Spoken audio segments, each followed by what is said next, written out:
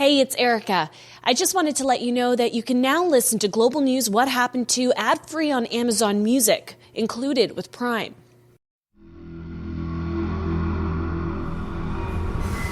In late June 2013, a train carrying petroleum crude oil left Newtown, North Dakota. The oil had been extracted from the Bakken field, and it was bound for Irving Oil, a refinery in St. John, New Brunswick, over 3,500 kilometers away. Over several days, the train wound its way through the U.S., crossed the border to Canada from Detroit through Windsor. Then it went through Toronto and Montreal. 72 tank cars carrying 7.7 million liters of crude oil chugged along the winding tracks through the eastern townships in Quebec. About a week after the train left North Dakota, it arrived in Nantes, Quebec, where it parked overnight. Meanwhile, people in the small town of Lac Megantic, less than 15 minutes away, were doing what they normally would on a Friday night. Some stayed in to unwind from the week. Others went to a bar to meet up with some friends. Unbeknownst to them, back in Nantes, the train filled with highly combustible crude oil had come loose and slowly gained momentum as it followed the tracks down a hill. It was headed straight for Lac Megantic. People in the town had no idea the unmanned train was on its way. And in a matter of minutes, tragedy would strike.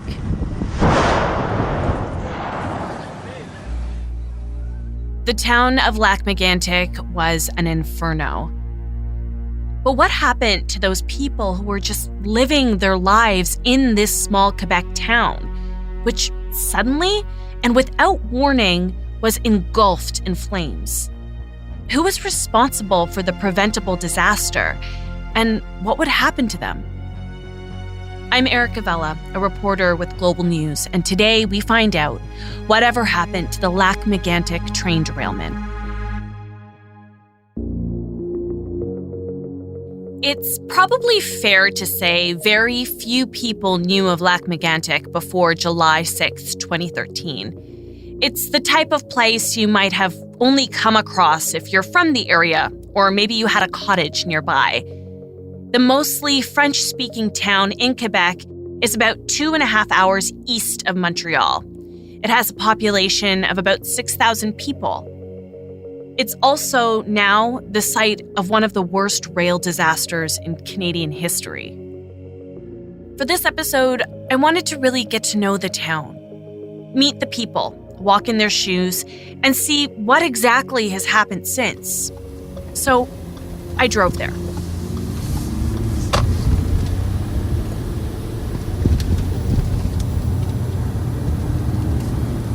It's about 7 hours away from Toronto. And on the drive, I weaved in and out of Quebec's eastern townships, places like Cookshire, Scottstown. These little towns are dotted between huge hills with massive, towering trees. It's easy to get lost in the beauty of this area. Now, for this trip, I asked Mike Armstrong to join me. He's a reporter for Global National, and he knows this town and the people very well. He's covered the story from the very beginning, and he remembers getting that first phone call. One of our producers woke me up at about 5 o'clock in the morning and said there's been a train crash, there might be people dead, pack for a couple of days.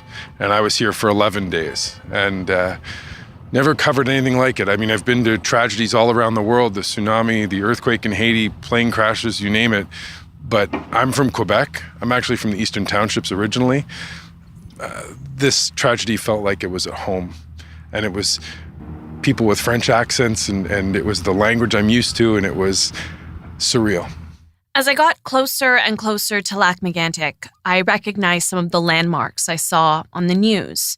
In particular, the railroad crossings. And then I saw the town of Nantes. We stopped here because this is really where our story begins. This is where the train was parked for the night. It was also the first stop Mike made 7 years ago. I remember the first thing sort of driving into town, the first thing we came across before we were even in town was a locomotive parked outside town in Nantes. And it was running. So we said, well, let's get video of this train. And so we jumped out of the car, grabbed a bit of video, and then realized it was running and parked, and it seemed strange, like it seemed impossible. And then because it was running, I walked around it going, hello, hello, expecting there was somebody in it. But no, it was just parked. It was actually parked with the doors unlocked, and running above town. So that's how the trip started. As the investigation progressed, Mike would soon learn that the train he saw that day was parked in the very same spot that the derailed train parked the night of the tragedy.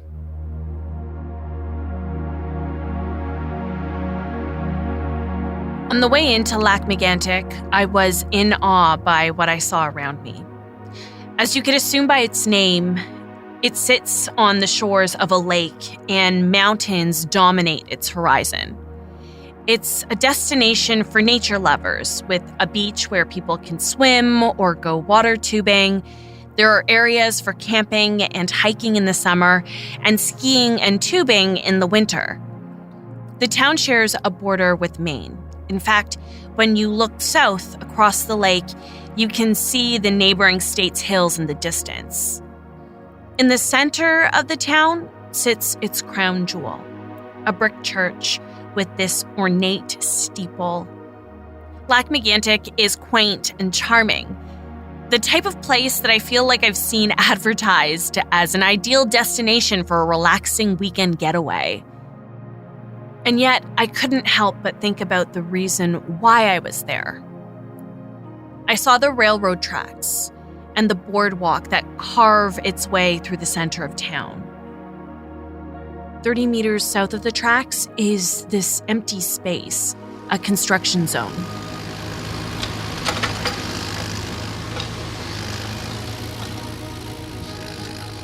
Normally, I wouldn't think twice about it, but this spot is a scar in this little town, a daily reminder of the devastation and ruin caused on July 6, 2013. It's also an attempt by the countless families who called this place their home to rebuild after an incredible tragedy. The majority of people who live in Lac Megantic speak French. And full disclosure here, I don't speak French. So Mike helped me with some of the interviews. And he also introduced me to some of the people he got to know while he was covering this story. One of them is Gilles Flouet. He's an older gentleman with salt and pepper hair. He has a long gray and white beard and these piercing blue eyes. As we sat down to do the interview, he was quiet. He didn't smile much, but he told us what he witnessed that night in 2013. And even though he told his story in French, I hung on to every single word. Vers 9h30, je suis arrêté au Musicafé. I was taking a tour of downtown, as I had been doing regularly for years. And around 9:30, I stopped at Musicafé. There were two musicians I knew, and who were excellent. It was a party. There was a nice atmosphere, so I spent the evening there. Around 11:30, midnight, I started to think about going back home. So I did the rounds, said bye to all my friends. I took the sidewalk to walk home with a couple of friends. We had just crossed the track in the direction of my house, and the train passed 4 feet from behind me. Gilles said it felt like a strong gust of wind. The train just flew by. And although he had lived around trains his whole life and never thought twice about it before, this one was different. Usually, when a train passes through town, we hear a type of decompression, the lights, horns, the noise of the brakes creaking. There was none of that. And usually the train passes through the town around 10, 15, 20 kilometers an hour. This was coming in at 105 kilometers an hour. The time it took me to realize there was something happening behind me, the 5 locomotives, the train's back, and the buffer had passed. I saw the faces of my friends who were about 30 feet from me. I had time to tell them to run. It's going to blow. In my head, I knew it was going to blow. In just half a minute, everything was over. Gilles watched in horror. The bar, the Musique Café, where he had just spent the night with friends, engulfed in flames. The first batch of tanks that poured was front of the station, a switch that broke. The second one was in front of a funeral home. The last wagons that derailed smashed the buildings, the Musique Café and the building of La Rochelle, and then at the same time, the 20,000 power line that fed downtown. There was oil flowing all over the sewers. That's what made a major explosion. Then the power lines. The transformers, the circuit breakers were skipping, and it looked like fireworks above us. It's like a firestorm erupted, and the Musique Café was at the center of it. We left Gilles, and Mike introduced me to another man he had gotten to know very well over the years. His name is Jean Clousseau. He lives in Sherbrooke, which is about an hour away from Lac Megantic, and he drove to meet us here. He told me that on the night of the derailment, he had been helping a friend paint her house in Cookshire, which is less than an hour away from Lac Megantic. He decided to stay the night and left a contact number with his daughter, Kathy, in case she needed to get in touch. Kathy lived in Lac Megantic, and Jean described her as someone who was always surrounded by friends. She was a wonderful, beautiful girl, and very expressive. And as my daughter said once, when you enter in her heart, it was forever. In the early morning of July 6th, Kathy was in her apartment, which was right across the street from the Musique Café. Jean described the horrors of that night. He said Kathy had enough time to make it out of the apartment, but she didn't escape. And a warning, what you're about to hear may be very disturbing. But she get enough time to go out. So she died in the middle of the street. And she was burning because his weight was about, 120 pounds. And all it rest was about 18 pounds, if you want. She was consumed as some wood in the fire, you know. Jean found out about the derailment from his other daughter, Kim. Between in the middle of the night, maybe around 3 o'clock in the morning, something like that, the phone still ringing. But I was far away and I thought it was the apartment above, okay? So I wake up and I go at the end of the apartment. The phone was on the floor. So it was Kim. So Kim told me, she said, don't be afraid that we're looking for Kathy. All downtown is burning. Jean's brother picked him up and took him straight to Lac Megantic. But as they drove to the town, he was expecting the worst. And my brother said, keep faith, maybe we will find. I said, forget it. I'm pretty sure that she's dead. Kathy was one of the 47 people killed in the blast. 2,000 people were evacuated from their homes. In 2013, I was in Toronto, watching the news coverage, and I'll be honest with you, at the time, I found it difficult to look at the photos and the videos of the aftermath. Buildings were destroyed, including the Musique Café, which was designated the ground zero of the explosion. The ground was black and burnt. Ashes coated everything. By the tracks, you could see the tanker cars, these massive dark cylinders. Some of them looked crumpled, and around them were pieces of tangled metal.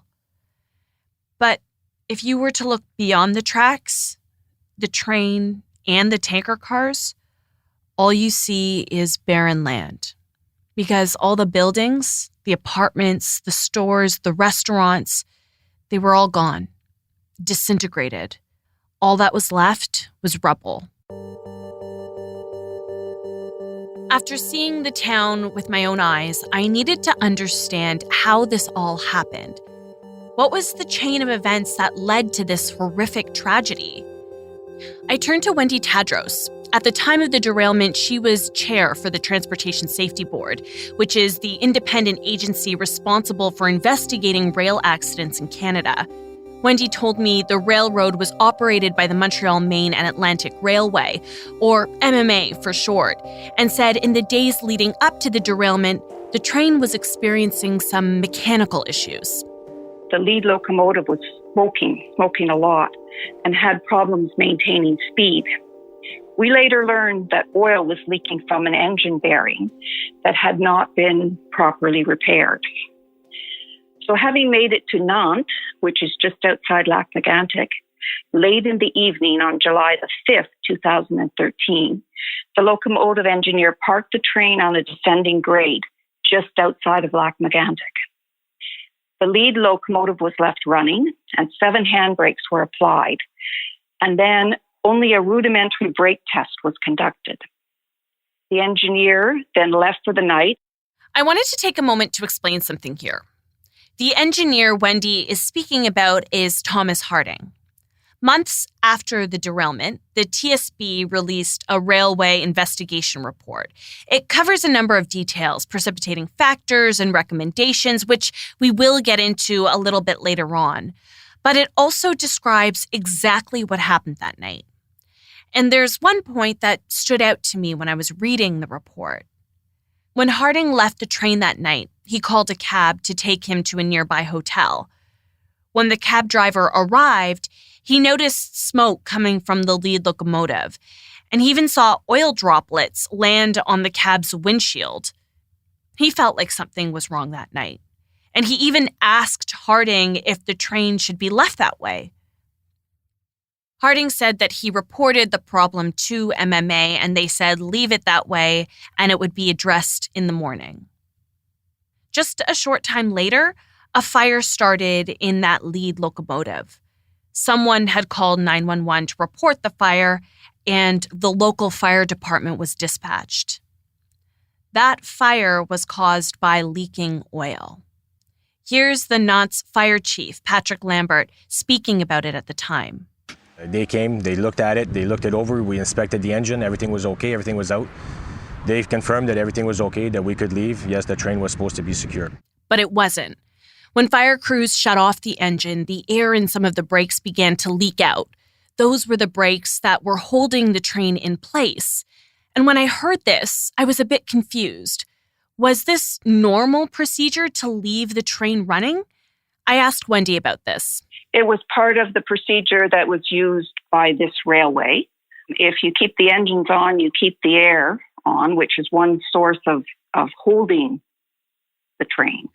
The handbrakes were also in place, but they were now the only thing that was securing this 10-ton train parked on a hill with a downward incline. Unfortunately, there was not enough force from the handbrakes, and just after midnight on the early morning of July 6th, the train began to slowly roll towards Lac Megantic. 63 cars derailed near the center of town, and 59 of those cars were torn open, and about 6 million liters of volatile crude oil was spilled. In audio recordings that were released to the public, Harding can be heard speaking with Richard Labrie, a rail traffic controller in the moments after the explosion. Is your train that rolled down? No. Yes, sir. No, RJ. Yes, sir. Holy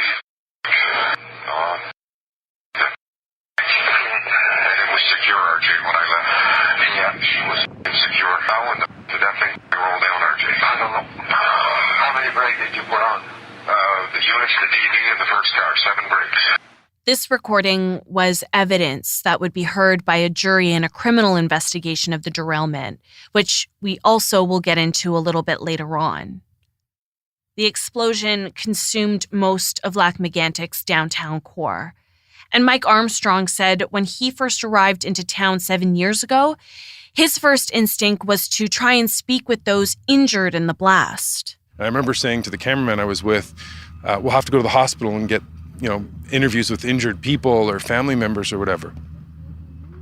And within a few hours, you realize that there weren't that many people injured in this. I expected the hospital to be full of people. But what happened here, literally right in front of us, is people either got away and they ran away and they were fine, or they were burned alive. The people in between that were just injured, there were barely any of them. I was shocked. Mike says there weren't many people injured. The derailment and the fire left little chance of survival. The week following the derailment, politicians from all 3 levels of government came to Lac Megantic to witness the aftermath firsthand. At the time, Stephen Harper was prime minister, and he spoke to reporters about the devastation. People who aren't here, it looks like a war zone here. A large part of the downtown has been destroyed. It is really just terrible. There's been loss of life, as we all know, and there are still many, many people missing. This is an unbelievable disaster that has occurred here, and obviously there'll be investigations to ascertain what's occurred, make sure it can't happen again. Also that week, Edward Burkhardt, an executive with the Montreal, Maine, and Atlantic Railway, came to the town. He wasn't well received. Instead, he was immediately swarmed by media and met by angry residents. Totally unsurprised. Burkhardt spoke with reporters 4 days after the derailment. I understand their tragedy. I feel personally absolutely rotten about it, but what can you do at this point? Mike was there when Burkhardt arrived in town. It's hard to forget. It's the craziest scrum I've ever been a part of. And in a way, the media circled him like a donut, like we were in every direction around him, following him as he walked around, and police were there as well. And between police and journalists, we might have protected him because there were people in town that were very, very upset. And here was this guy who everybody knew was the top of that company, walking right through downtown Lac Megantic. If you look back at the stuff he said, he actually told us basically on day two or day 3, whatever it was, exactly what happened. He said the engineer didn't put the right number of handbrakes on, left the train. There was this engine fire, it was shut off, and that's what happened. So people were upset, but I'll give him credit for one thing. He showed up, and as far as I'm concerned, he did tell the truth. It took the Transportation Safety Board months to investigate and explain exactly what happened that night. Before the investigation was fully completed, the TSB worked with its U.S. counterparts and produced an interim report in January 2014, which included a list of recommendations. So we made 3 recommendations right off the bat, and they addressed the need for route planning and analysis for dangerous goods, the importance of emergency response assistance plans, and the risk of carrying flammable liquids in Class 111 tank cars. And this, of course, entailed the need for tougher standards for those tank cars. After identifying these issues, I wondered, were changes made? Yes, absolutely. So for the first 2 recommendations, the route planning recommendation and the emergency response recommendation, they were fully implemented quite quickly. So we now have railways planning the routes on which dangerous goods are carried and addressing the risks on those routes to make them safer. And should there be an accident, emergency response assistance plans are in place in all those places where railways carry dangerous goods. On the tank cars, there have been two significant developments. Firstly, petroleum crude oil is no longer carried in these older Class 111 tank cars. And secondly, safer, more robust tank cars are being placed into service. So I think that the figure is close to 60% of the older tank cars that are used to carry flammable liquids have been replaced with either new or retrofitted cars. So these cars meet a much higher standard. Okay, so we know changes were made following the derailment, but I wanted to know, why weren't these changes made before? Wendy explained to me that concerns were raised with the TSB before the Lac Megantic train derailment. The investigation really brought a whole number of issues that had either been on the periphery or they had been talked about a great deal, but the changes hadn't been made. And this investigation just really brought them to the fore. For instance, on the safety of tank cars, 111 tank cars have been a concern in North America for many, many years. They just did not hold up well enough in an accident. And both the TSB and the NTSB south of the border had pointed out problems with these tank cars. As the accidents mounted up, the case for change became stronger. Runaway trains had been on the radar of the TSB and the NTSB for some time before Lac Megantic. But in Lac Megantic, we learned you can't really continue to rely on everybody following the rules. You need some other kind of system, some kind of physical defense. And this continues to be a concern as the number of uncontrolled movements has trended upward. So you really need to have something in place for these low probability but high consequence accidents. And certainly runaway trains were an issue that were known before Lac Megantic. So sometimes it just takes that one more accident to get that response from industry and government. In August 2014, 13 months after the derailment, the TSB released an almost 200-page-long railway investigation report into exactly what happened that night in July. As part of that report, the TSB identified 18 factors that contributed to the derailment. Here's Wendy to explain. Well, on the physical side of things, we found everything from problems with the locomotives to how the train was secured to the crashworthiness of those Class 11 tank cars. We also look at things on a system-wide basis.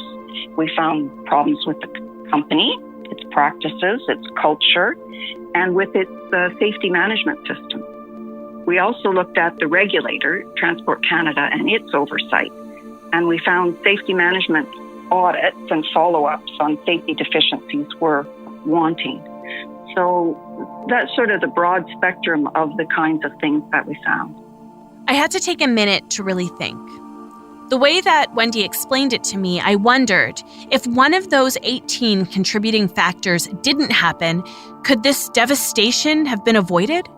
Well, I think that's probably true of any accident, that any accident, if you take something out of that chain of events or you change one factor, then that accident's not going to happen, because every accident is a series, a chain of events set in motion. And the same was true in Lac Megantic. So could it have been prevented? Yes. If you change any of those factors, then you don't have an accident. But it was very, very complex. One thing I should note, the railway investigation report didn't point out who was responsible for the derailment. Wendy said it's because the Transportation Safety Board has a no-fault, no-blame mandate, which means the organization wasn't going to point out the person or people responsible for this catastrophe. So who was responsible for all of this? And did anyone get charged? In May 2014, 10 months after the derailment, 3 people were charged with criminal negligence in connection with the derailment. Train engineer Thomas Harding, operations manager Jean Demetri, and rail traffic controller Richard Labrie. I was there the day the 3 of them were arrested and taken to the courthouse in downtown Lac Megantic. And the thing that I'll never forget about that was they walked the gauntlet. They came out of the police van into the courtroom, and there were all these sort of townsfolks who were watching them do this. I mean, here were 3 people arrested for this huge tragedy. These are the people that are going to be charged. And yet there was almost silence as they walked from the police van to the door. It's kind of like being beyond anger. People didn't have to yell. Everybody knew they were angry. Thomas Harding, Jean Demetri, and Richard Labrie all pleaded not guilty to the charges. More than 4 years after the derailment, 12 jurors were selected, and the trial began in October 2017. It took place in Sherbrooke. Jean Clouseau, who lost his daughter, Kathy, in the explosion, went to the trial every single day. So I wanted to know exactly what happened that night. That's where he met Mike, who was also at the courthouse covering the trial. It wasn't held right here in town, and yet there were people who did come every day. People from the town were there in the halls and in the courtroom every day following the trial closely. A lot of emotion. And here are these 3 people who are accused of being responsible for this horrible, horrible tragedy and 47 deaths. And they're just walking the halls in and out beside the townsfolk for days and days and weeks. The trial went on for 3 months, and the jury heard testimony from dozens of witnesses and experts. They looked at photos and listened to the audio recordings from that night between Harding and Labrie. Finally, in January, the jury began deliberations. And then at the end, it was 9 days of deliberation, as I recall, which felt like a long time. Like, you think, oh, maybe it'll come back quickly. And then 1 day stretches into 2, stretches into 3, and then 4 and 5. And then you start to realize, okay, the jury's having trouble with this. If it's taking this long to come back. They had deliberated for 9 days. And on January 19th, 2018, Thomas Harding, Jean Demetri, and Richard Labrie were all found not guilty. Like I mentioned, Kathy's dad attended every day of the trial. And when I asked him what he thought of the verdicts, his answer, it surprised me. I wonder, after 9 days of deliberation, I was shaking up a little bit, what's going to happen, why it's so long. But when the verdict fell, I was very happy. He says the derailment wasn't Harding, Labrie, or Demetri's fault. And it was the company who put the policies and procedures in place that led to the tragedy. Mike remembers that following the verdict, Harding was supposed to speak publicly for the first time ever. So we waited a moment, and then Tom Harding came out of the courtroom, stood between his 2 lawyers, and we went, okay, Mr. Harding, there's something you'd like to say. And he paused, and then he just turned, looked at his lawyer, and went, I can't do this. And he walked away. It was too emotional for him. Instead, 1 week later, he finally spoke for the first time. I do not find the words sufficient to express my sympathies. I am deeply sorry for my part of responsibility in this tragedy. I assume this responsibility now, and I will always assume it. I also wondered whatever happened to the company that employed Harding, Demetri, and Labrie, the Montreal, Maine, and Atlantic Railway. Well, MMA was also charged with criminal negligence, but the charge was dropped following the trial in April 2018. At the time, prosecutors were unsure they would be able to get a conviction, in part because the 3 former MMA employees had been acquitted. In addition to the criminal charges, the federal government charged MMA and 6 of its employees. These charges were laid for violating the Fisheries Act, as well as the Rail Safety Act. If you're wondering what violations were made around the Fisheries Act, the courts found MMA guilty of unlawfully depositing damaging substances into water frequented by fish. That's the crude oil that spilled into Lac Megantic and a nearby river. In 2018, the company and the employees settled with the federal government. MMA was given the maximum fine. The company had to pay $1 million, which was credited to the Environmental Damages Fund. It was used for decontamination efforts. Of the 6 MMA employees who pleaded guilty, 5 of them, Michael Horan, Jean Demetri, Kenneth Strout, Lynn Labonte, and Robert Grinrod, were each ordered to pay a $50,000 fine for violating the Rail Safety Act. And Thomas Harding, the 6th employee, was given a conditional sentence of 6 months in prison. He served it in the community. Shortly after the derailment, MMA declared bankruptcy. And in 2014, it was acquired by Fortress Investment Group and renamed Central Maine and Quebec Railway. The one thing I wondered was how soon after the derailment did trains start coming through Lac Megantic again? About 5 months later, in December 2013, the scorched earth of Lac Megantic was once again giving passage to trains. It's something that frustrates Gilles Flouet to this day. Qu'est-ce qui m'a fait le plus chier? Excusez l'expression. What made me feel the most like crap, excuse the expression, it was that it took, I don't know, like 2 to 3 years ago to get the city cleaned up. But 2-3 months later, tracks were up and running and trains were passing through again. That was an insult to intelligence. Today, it doesn't make me react much. Last week, at one point, I was at the memorial. I was sitting there, and at one point a train passed with big containers when it whistled. I was sitting there, and it brought me to tears. I don't know if it caused a vibration inside me. On the night of the derailment, Gilles watched the bar where he had just spent the night go up in flames. I wanted to find out what happened to the Music Cafe. So I found Yannick Gagne. He was the owner of the cafe, and he told me following the derailment, everything changed, and he became a shell of his former self. Non, je savais pas quoi faire. J'étais pas mal mêlé. I didn't know what to do. I was quite messed up, and then that was the problem. I rebuilt it, but it wasn't me who rebuilt it.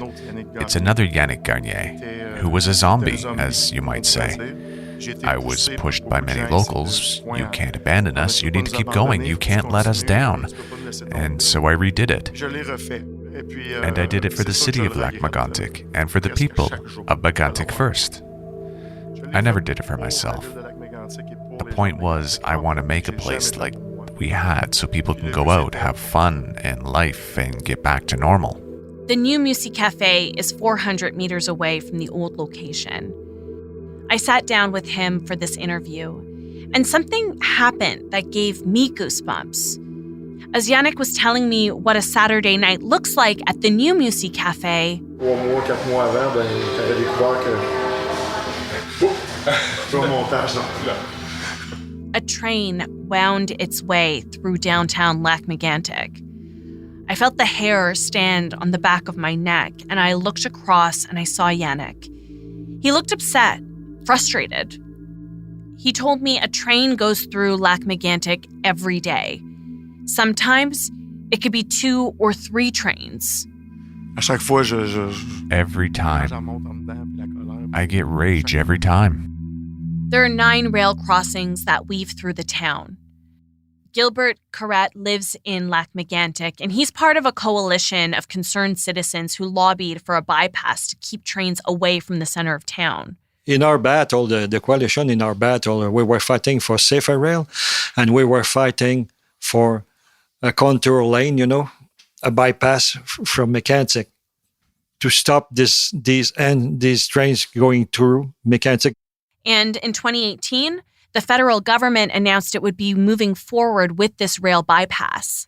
Today, we are taking an important step to help heal the wounds of a community that has been through so much. The tracks will move north of the town, and while it was a welcomed announcement for most people, some residents will have their land expropriated because of the bypass. Prime Minister Justin Trudeau addressed that issue in 2018 as well. Any path is going to have consequences on some individuals. Any other path would have consequences on other individuals and landowners. The bypass will be jointly funded at both the provincial and federal level, and it's projected to cost around $133 million. The feds are covering 60% of the cost, while Quebec will be funding 40%. It's projected to be completed by 2023. Years after the derailment, people are still dealing with the pain from that tragedy. Gilles Flouet says he's sometimes transported back to that night. Puis ça a créé des symptômes post-traumatiques. Post-traumatic symptoms are kind of strange. I'd hear people talk about that coming back from the war and stuff, or had survived catastrophic events. I couldn't figure out what it could be. But post-traumatic symptoms are... It's like a virus in a computer, but that manifests itself not all the time. You can be at one of these demonstrations all of a sudden. A simple, banal thing that makes you startle. Like right now, there's some work being done on the street next to our house. Heavy machinery that are in the process of doing all the infrastructure. There are noises that make me jump every time. It takes me back again to the derailment. It can be the sound of a train. It could be a sound that sounds like a security valve. Any sounds like that sound similar to that. It just makes me freeze up. It's all manifestations of post-traumatic symptoms. It's a feeling that many people who witnessed the horror that night feel. And I wondered, how did this community move forward? I turned to the mayor of Lac Megantic, Julie Morin. I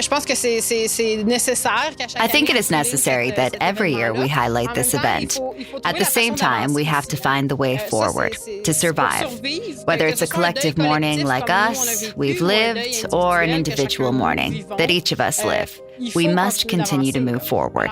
We always pay attention to, yes, because I think this is also a very important point in the history of Lac Megantic and to the people who live here today. And at the same time, we always make sure that when we highlight this event, to announce good news, to remind us of all the ways we have traveled over the last 7 years. Lac Megantic, the Meganticois, have a normal life too. Like all Quebec citizens, with injuries, like we all have. But at the same time, 364 days a year are normal days, with lots of activities. Our wish is that we stop showing these train footage, smoking. We want to remember the humans that we lost, the economic losses. Ultimately, we want to continue. We want the city to radiate positivity. We want people. We want people to come to Lac Megantic because if the only thing they know of Lac Megantic is the tragedy, then they don't know Lac Megantic.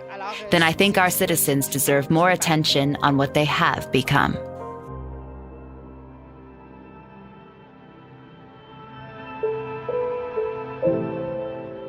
Jean says he copes by focusing his attention on his daughter, Kim. He's a grandpa now. Kim had a girl of her own 3 years ago, and now she's pregnant with her second. He still thinks about Kathy each and every day.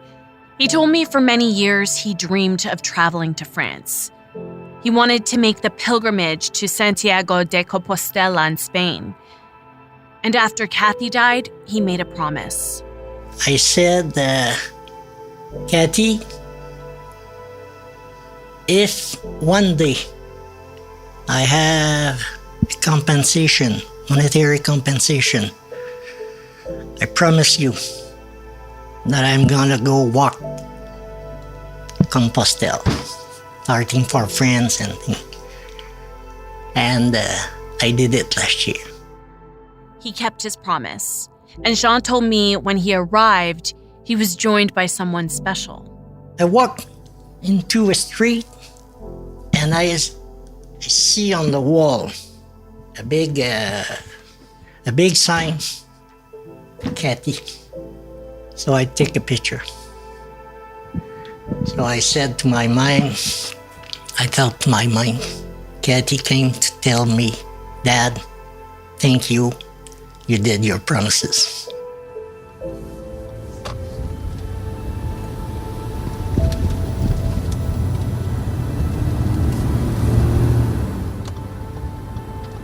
As I said my goodbyes and drove away from Lac Megantic, I thought of all the amazing people I had met.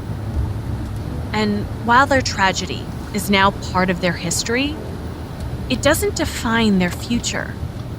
Lac Megantic was and still is a picturesque town, home to people who are resilient and they're focused on moving forward.